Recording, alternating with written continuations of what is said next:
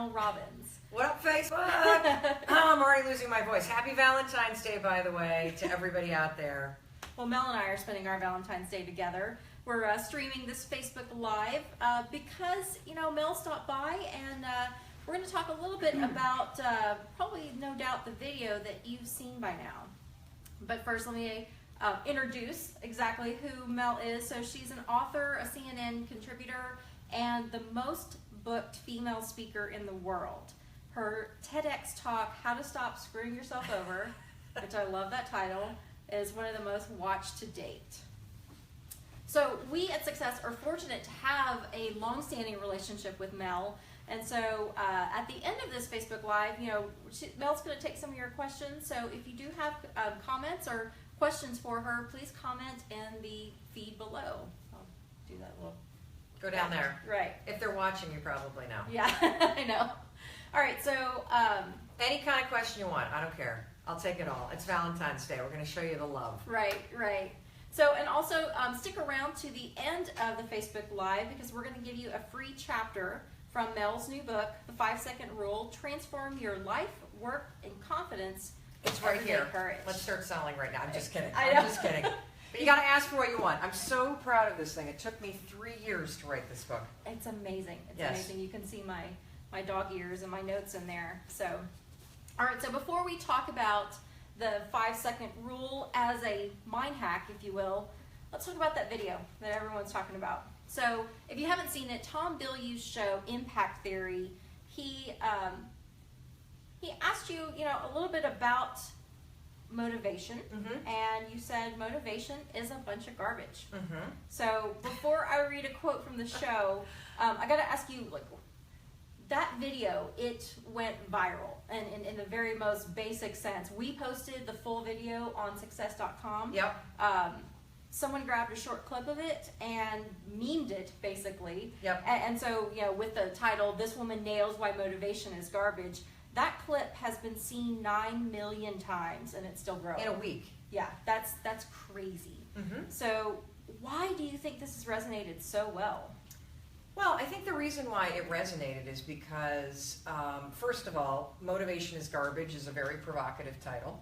And there were a lot of people that reacted to just the title alone and started to go nuts in the comments. And this is probably a fact that a lot of people don't realize, that 60% of the things that are shared on Facebook, 60, people don't actually read. Yeah, I know. So one of the reasons why it went viral is the title's provocative. But the other reason why it went viral is because the content really resonates for people. And what I'm talking about in the meme is something that is so important for all of us to understand, and it's only something that I realized recently. And that is that we've all bought into this lie that in order to change anything, you need to first feel motivated. You need to first feel confident. You need to first have the courage to make something happen. And I think cognitively, we all know that. And boy, wouldn't it be great if you woke up and you were motivated every day? And wouldn't it be great if you walked into your boss's office and you were confident to say the things that you really wanted to say? And wouldn't it be great if you had the courage to join the U economy and follow your passion and start a side business? But the truth is, for most human beings, I would say literally 99% of us, the problem is that when we need those feelings of confidence and courage and motivation, they ain't there. Right. And so we've bought into this lie that you're supposed to act only when you feel like it. And what I'm out and on a mission to make everybody understand is that the way that we're wired is we make decisions based on feelings, okay? So there was this great study done by a neuroscientist by the name of Damasio. Damasio is based in Brazil. He gave an excellent TED Talk. What he talks about is how human beings make decisions. Now, this was brand new information to me, and when I learned it, boo, light bulb went off. What Damasio did is he studied people that had damage to the interior region of the brain. It's called the basal ganglia. And these folks didn't have any emotion. They didn't have any feelings. And he found something really fascinating about these folks. These folks that had damage to the interior part of the brain where your emotions and your feelings are, they couldn't make a decision. Not one.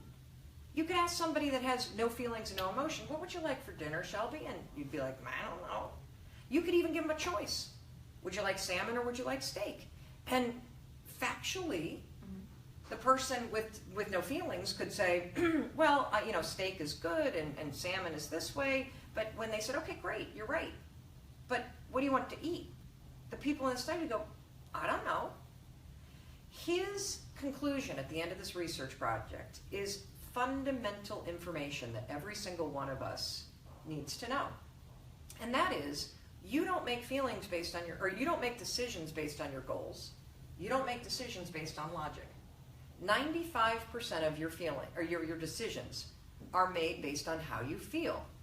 You see, when you go to make a decision, what happens subconsciously in your brain, whether it's a decision to pick up the phone, whether it's a decision to ask your boss for the thing that you need, whether it's a decision to show up at a networking meeting, whether it's a decision to start that business you've always wanted to start, any single decision that you're about to make, what happens is you subconsciously tally how you like all the facts about the decision, and then you ask yourself a critical question.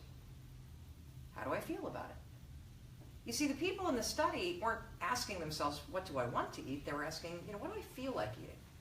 And so if you understand that feelings drive your decisions, what I'm out to wake everybody up and make them recognize is that you've got to actually interrupt that pattern. That your feelings, in any moment of change, your feelings are going to lead you down the wrong path, period. There are going to be moments where you're sitting in a meeting at work and you're going to feel insecure. If you make a decision based on that feeling, you're not going to speak up at work. If you get home from work and you're tired and you're frustrated and you feel frustrated, you're not going to make decisions in terms of how you talk to your spouse or how you talk to your kids that really align with the human being that you want to be. And so one of the reasons why that clip was so powerful is because what I'm talking about is something that everyone goes, whoa, wait a minute. Okay, so you're right.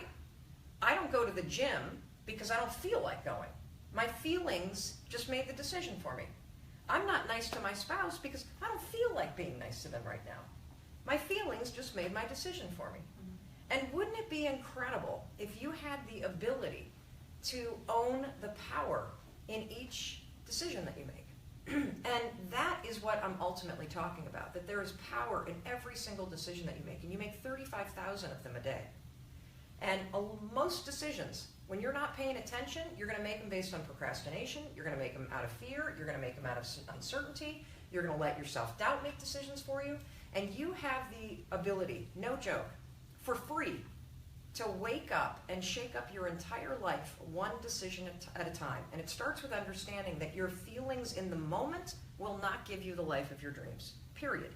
And when you're faced with a situation where you're about to do something new, or you're about to do something difficult, or you're about to take a risk and talk about your brand new business with your friends, and you're going to step outside your comfort zone, what is that going to feel like in your body?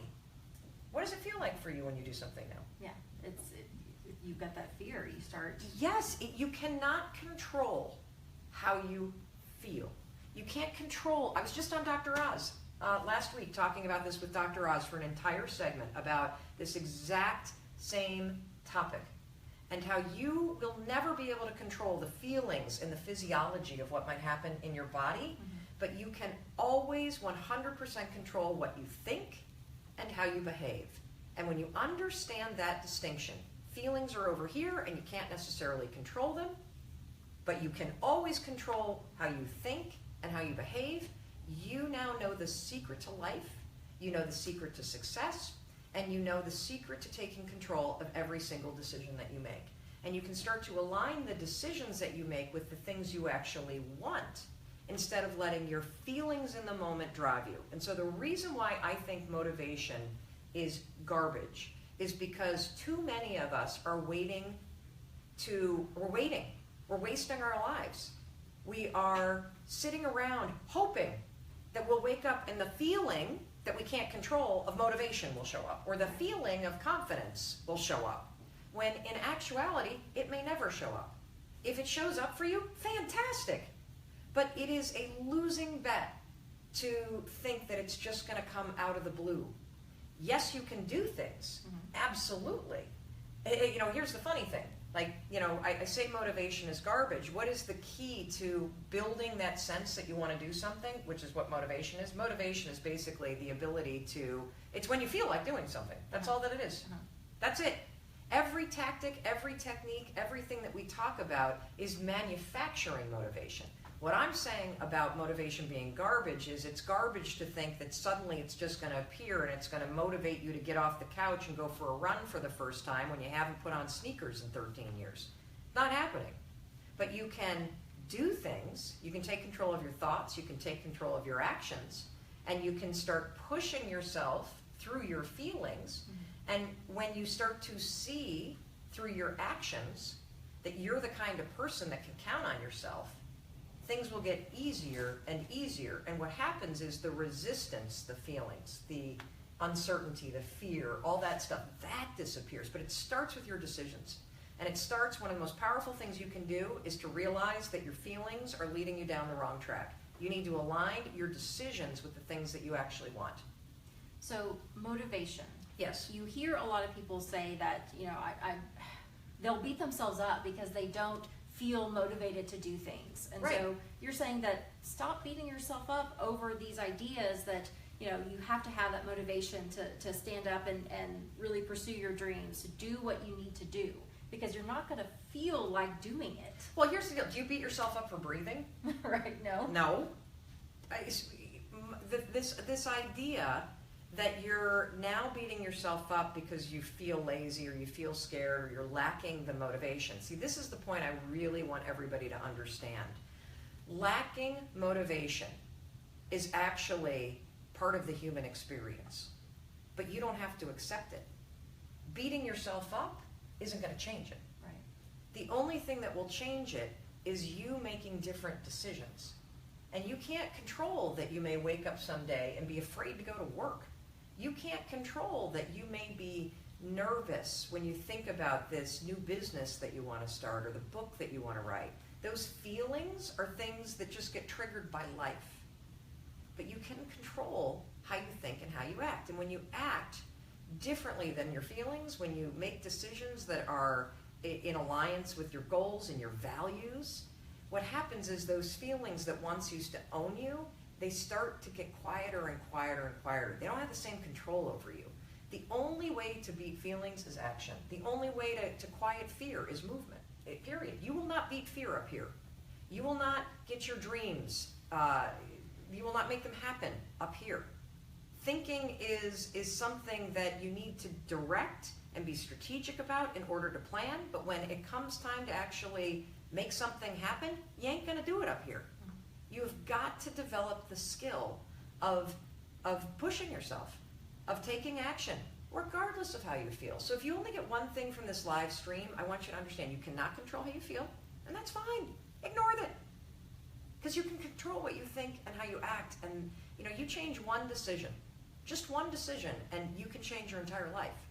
You're only one decision away from a totally different life. That is the power of your decisions. And I don't mean quit your job or, divorce your spouse, not those kinds of decisions.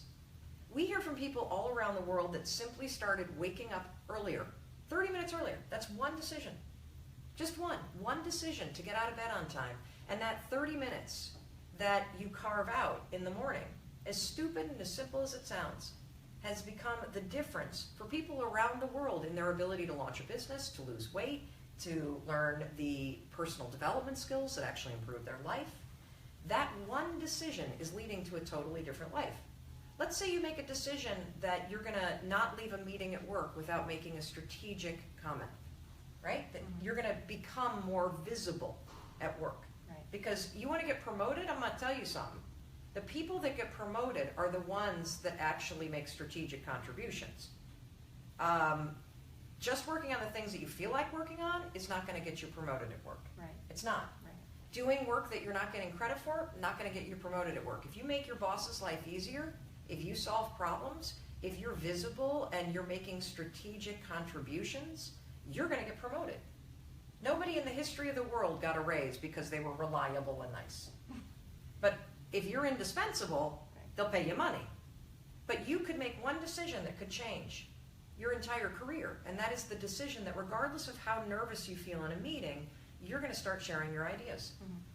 And so, you know, I think that, you know, the point about motivation is garbage. It makes for a great title and it makes you watch it, and that makes me very happy.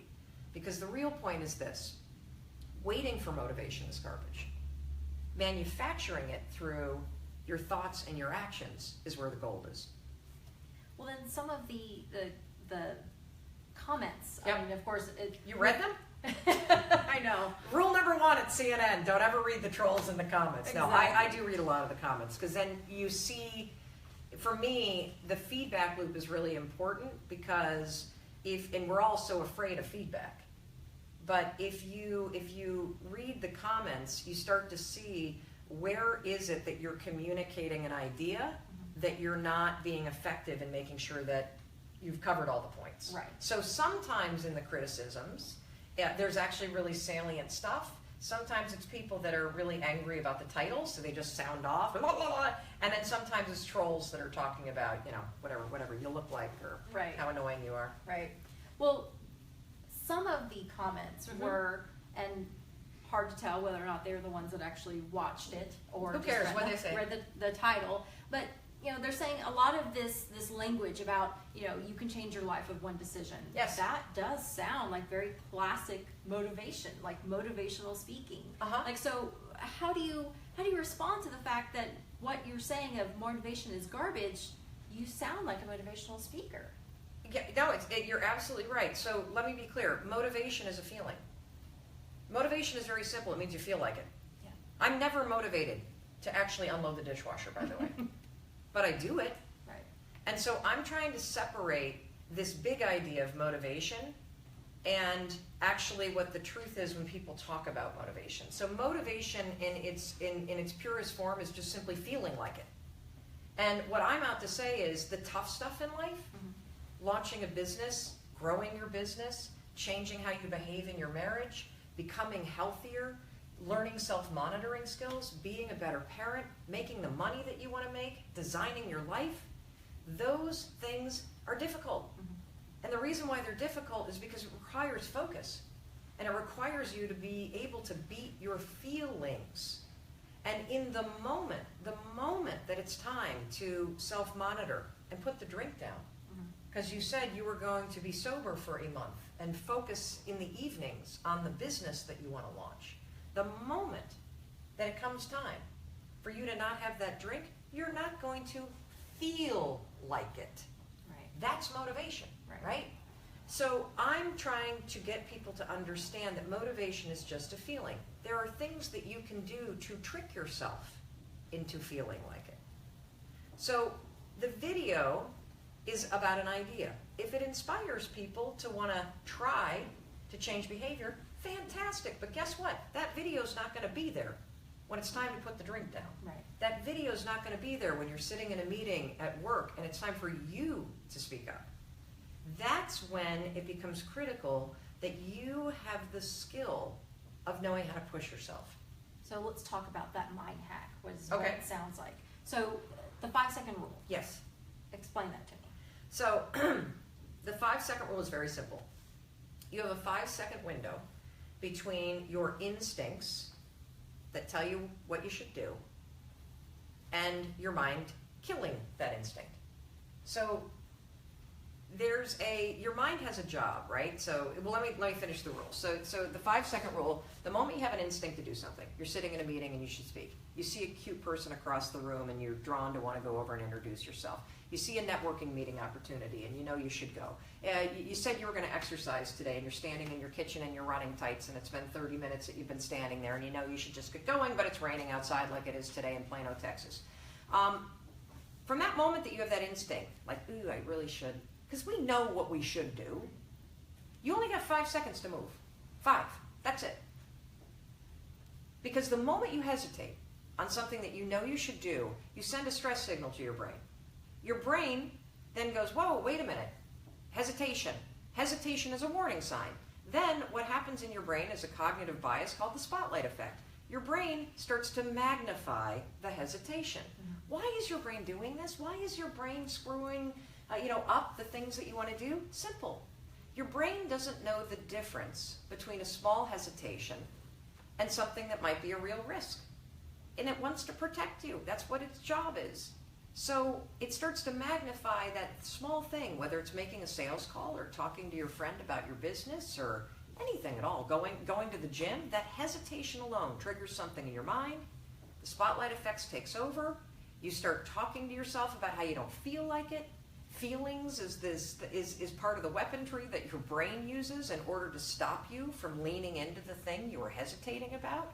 If you don't move within 5 seconds, the spotlight effect will take over and you will convince yourself not to do it. We are all wired this way. It's a self-protection mode in our brain. Now, I figured out a hack that you can use. It's a form, if you'd prefer a fancier word, it's called metacognition. Metacognition is nothing more than a fancy word that means that you can use tricks to out-trick your brain in pursuing your higher goals. And so when you are in a situation where you know you should do something, you should speak up at work, you should get to the gym, you should change your tone, you should put down the drink, you should start writing your book, you should not let this person treat you the way that they treat you, whatever it may be. 5, 4, 3, 2, 1. Start counting backwards. Now, why would you count backwards? Because it sounds really stupid. The reason why you're going to count backwards is because what I want you to do is I want you to do something deliberate. I want you to do something physical, and counting is physical. And I want you to assert control immediately when normally you'd be in the spotlight effect talking yourself out of it. When you go 5, 4, 3, 2, 1, it interrupts the pattern in your brain that self-doubt, procrastination, blowing things off, talking yourself out of stuff, feeling afraid. All of those are just habits, patterns that are encoded in your brain. You count backwards, 5, 4, 3, 2, 1. You interrupt that pattern. You awaken your prefrontal cortex. The prefrontal cortex is the part of the brain that is active when you're focused, when you're doing strategic, directed, slow thinking, and when you are learning new behavior. By simply counting backwards, 5, 4, 3, 2, 1, you have now manually switched the gears in your mind, and you have activated the part of the brain that you need in order to change, have confidence, or act with courage. Now here's what's amazing. What's amazing about this is that you've just made change easy. You've just literally, instead of having your mind work against you, 5, 4, 3, 2, 1, you've just directed it's like yanking a dog on a leash. You're like, no, we're not going over there. You're going this way. Right. And you've literally just used this little metacognition technique to make change easy. Now here's what's really cool. Another word for the 5-second rule is a starting ritual. Google it. You'll find mounds of research about starting rituals. Those are tricks that are proven to help you beat procrastination, to form a new habit, to make the kinds of changes that you find difficult really easy. So when you use the 5-second rule the first few times, 5, 4, 3, 2, 1, to interrupt bad behavior, you're going to be using it to break patterns and create new ones. What's super cool is that the more you find yourself using this rule, it's going to become a prompt for new habits. The habit of confidence, the habit of courage, the habit of self-belief, the habit of being the kind of person that gets things done instead of thinking about stuff. And so over time, these behaviors actually become your new habits. Now, you're probably going to start using it to get up on time, to get yourself to the gym, to beat the habit of procrastination. But what will happen is as you get more and more fluent with the rule is you'll also start to use it as a tool to rewire the patterns of thinking. If you have a habit of doubting yourself, the second you catch yourself doubting yourself or saying a bunch of garbage to yourself, that's a moment of tremendous power. You got a decision. You got a decision to make. Am I going to listen to this garbage? Or am I going to 5, 4, 3, 2, 1 and direct my thoughts to something that empowers me, that empowers and grows my business? You know, you don't really think about it because we talk about mindset. Ooh, big topic. The truth is, the battle of mindset is in your brain 5 seconds at a time. You have a choice. You can either zone out and listen to the garbage and the self-doubt and the beating up and the fear, or you can 5, 4, 3, 2, 1 and direct your thoughts. It really is. It sounds so stupid and so simple, but it is magic how it works. And I can sit here and be as confident as I am, and I can tell you this will work for you, because not because it's worked for me, which it has. Is the person I was 7 years ago, gone. Absolutely gone. And the thing that is super cool about a tool that gives you self-monitoring skills and the ability to change like that, and the power of your decisions, is that every phase of your life requires a different you. Every phase of your business requires a different you as a leader. Every phase of your kid's life requires a different you as a parent, if you want to just squeeze all the opportunity and joy out of your life and your work and your relationships. And a rule like this helps you align your decisions 5 seconds at a time with the kind of person you want to be. And so it's not because it's doing it for me, it's because I've shared this with more than 8 million people. I mean, Dr. Oz just did an entire segment on this, blown away, brain graphics, the whole thing. It's spreading around the world, and it's everybody else's stories. It's your stories that give me the confidence to say, you try the 5-second rule once, it'll work. You use it once, you'll never forget it. You ever find yourself in a situation, you don't have to buy the book to use it.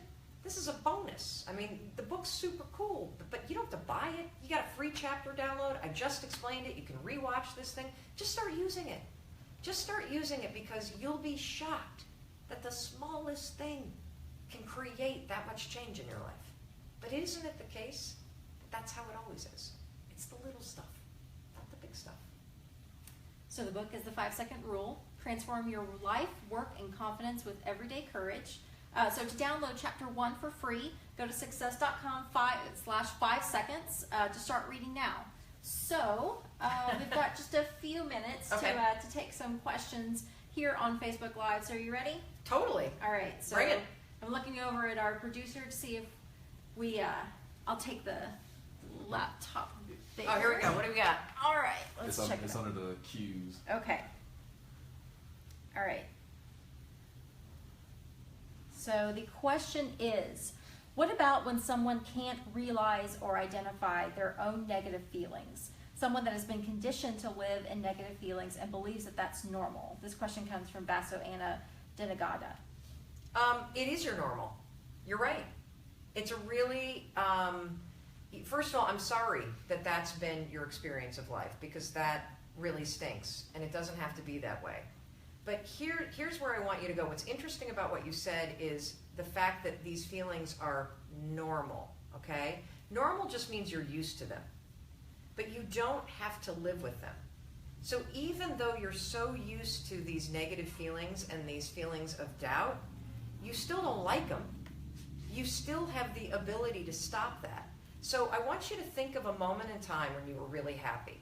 Like, it could be a memory from being little, it could be something that you dream of doing. And I want you to come up with something really specific about that moment, okay? Like, think about what you were wearing, or think about the blue sky. That is going to be what I call your anchor thought. Every time from this moment forward that you wake up or you find yourself drifting to those normal feelings of, I'm a loser, I'm worthless, I'm never going to find love. They may be things that you're used to thinking, but that doesn't matter, because you can change them. The second that you feel that, you've drifted over into that thought, and I keep coming over here because when you start using the rule, you're going to start to literally feel which part of your mind you're using. The worries kind of happen here. I want you to 5, 4, 3, 2, 1, and then I want you to insert this vision of yourself where you felt really good. And if you can't think of one, invent one. How would you feel if you were in love? How would you feel if you loved yourself? How would you feel if you did that thing that you're scared of, that you keep talking yourself out of? That's your anchor thought. Now, when you first start using the rule, particularly when you're breaking a habit of thinking negative thoughts, when you first start doing it, you may need to use the 5-second rule 73 times in one day. That's okay. I had to do it like that when I was first using the rule to cure myself of anxiety. When I would start to worry about anything, I'd start to worry about, my kids, or I'd start to worry about money, and I'd feel my thoughts drift, and then I'd start to feel my heart race. I would stabilize my thoughts, 5, 4, 3, 2, 1. I'd activate my prefrontal cortex, lower the worries, on the other side, and then I would start to think about something that actually made me feel really calm or excited. That is the battle of your mind.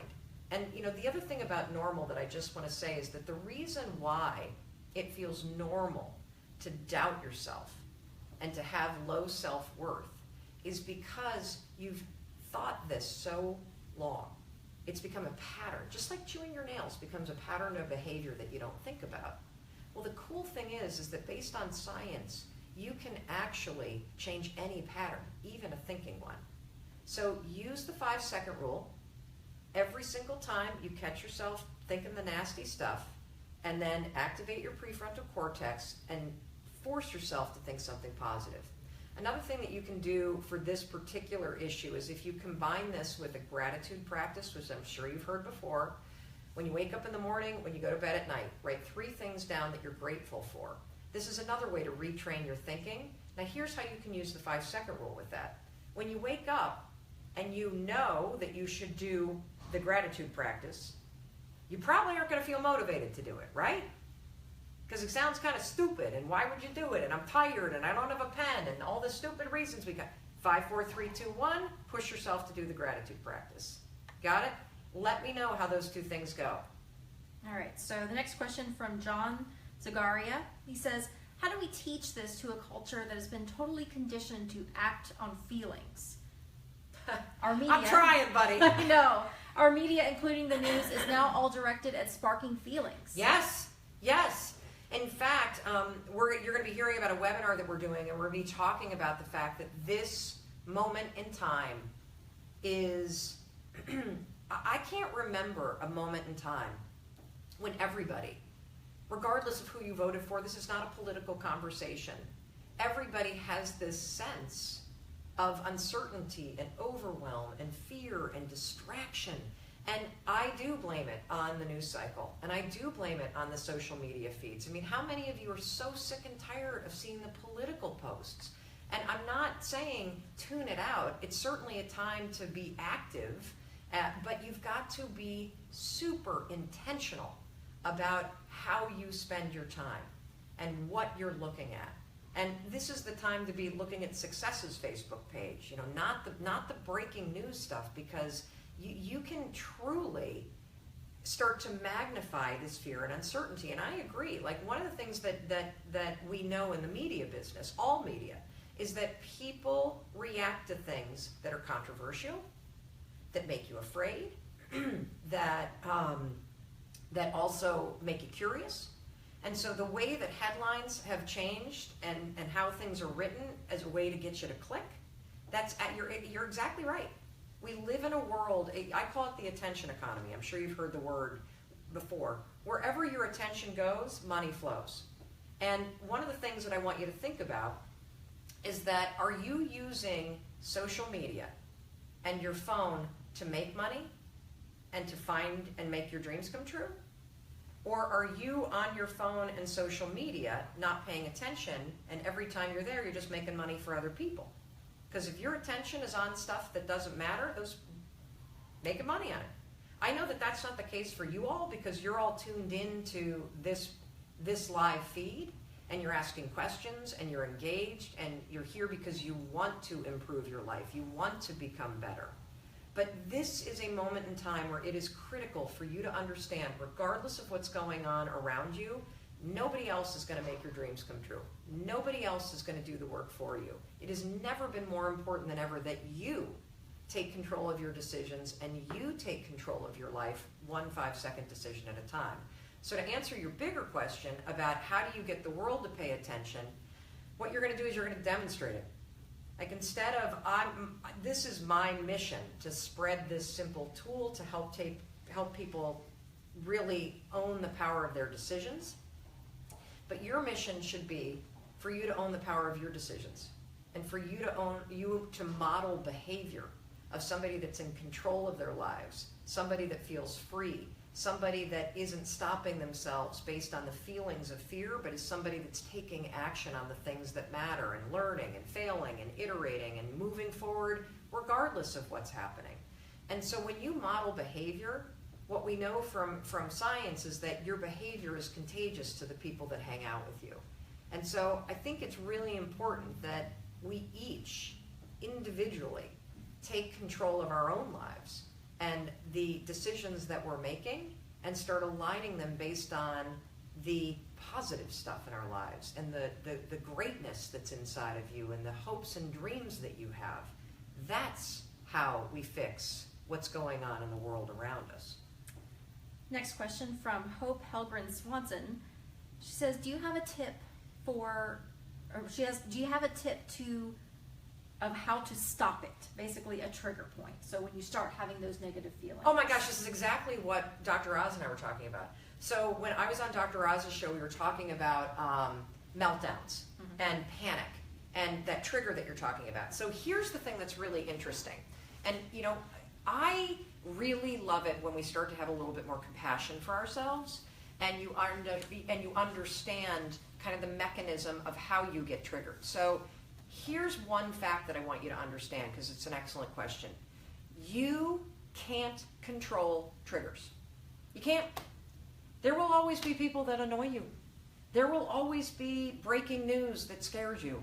There will always be things that happen that aren't fair. Somebody will always cut you off in traffic.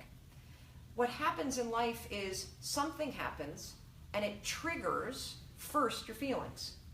So the key to life is not about managing other people and it's not about managing the triggers that might happen. It's understanding that when those feelings rise up of anger or frustration or despair or sadness or doubt, that is the piece that you can't control. And right now, for most of us, when those feelings get triggered, we default to behaviors that are self-sabotaging. What I'm here to tell you is if you catch the feelings and you 5, 4, 3, 2, 1, you can actually interrupt the self-sabotaging behavior that the feelings trigger, and you can take control and make different decisions than you normally would.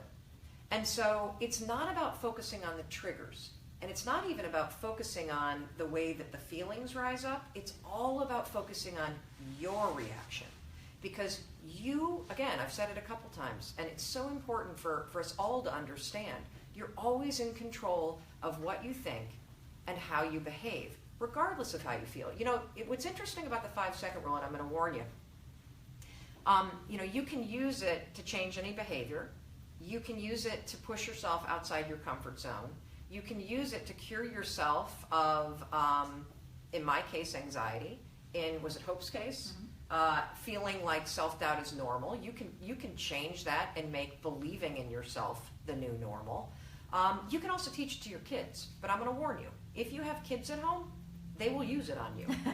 Because what happens for me is I'll have a stressful day or whatever, I'm crunched for time, and I'll have that feeling in my body, like, oh my gosh, like I'm stressed. Yeah. And I'll start to talk, and my 11-year-old will say, 5-second rule, you're using that tone again. And of course that makes me want to like, ah! But I'm like, you're right, 5, 4, 3, 2, 1. And it's amazing. It literally interrupts your automatic behavior and turns you in a different direction. And that gives you control in the moment. And when you have control in the moment, like let's say you got a boss that's a yeller, right? You know, you never want to work for somebody like that. But let's say that you do, and you don't. It's going to take some time to find a different, you know, job. You can't change the fact that you got a boss that's a yeller. You can't. Do not focus on that. Focus on your response. Focus on 5, 4, 3, 2, 1, and saying, here, this is how you deal with a yeller. Could you speak more slowly? Because I want to help you. And when somebody who's angry, what's great about that trick, could you please speak more slowly so I'm having a hard time understanding you, is that when somebody's angry, it's an emotional response. When you've just asked them to speak slowly, you've asked them to now focus on what they're saying, they actually start to calm down. Then listen, and then what you can say is this. You can say, I need an hour to think about it, and then I'll come to you with a solution. But I don't want to talk to you right now when you're this upset. And then leave the room. That, now look, you didn't change them. You kind of did, because they might calm down a little bit, but you changed your response. Now, the first time you do this, you might be like, oh my God, what's going to happen? But over time, through your behavior, you train people how to treat you. You control what's happening. So it really comes down to not focusing on the triggers as much as first understanding and managing the self-monitoring skills so that your reaction is different. When you master that, then you can get into, for sure, the environmental changes. If you're trying to eat healthy, for crying out loud, don't stock your fridge with foods you can't eat, because every time you open the fridge, that's a trigger, and now you're going to feel like you want it. Right. If you're trying to quit drinking so much, don't have the booze on the counter. Put it somewhere else, because when you see it, it's a trigger. There are people in your life that trigger insecurity. Don't hang out with them so much. So there are small things that you can do, but the skill I really want you to master, truly master, is understanding that your thoughts and your actions are 100% in your control at all times. And the most important skill in life is not sitting around waiting to feel motivated. It's actually interrupting the patterns of automatic behavior that are sabotaging your success, your happiness, your joy, and 5, 4, 3, 2, 1, taking control and owning the power of the decisions that you're making. Well, that's all the time that we've got for today. So once again, to download Chapter 1 for free, go to success.com/5 seconds, and you can start reading the new book then. Mel, thank you so much for joining us. Thank you. Happy Valentine's Day, everybody. Let us know what starts happening as you start using the rule, and use the hashtag 5-second rule, because we will be watching, and if you're posting about your successes, you might just see us reposting them back. Thanks so much.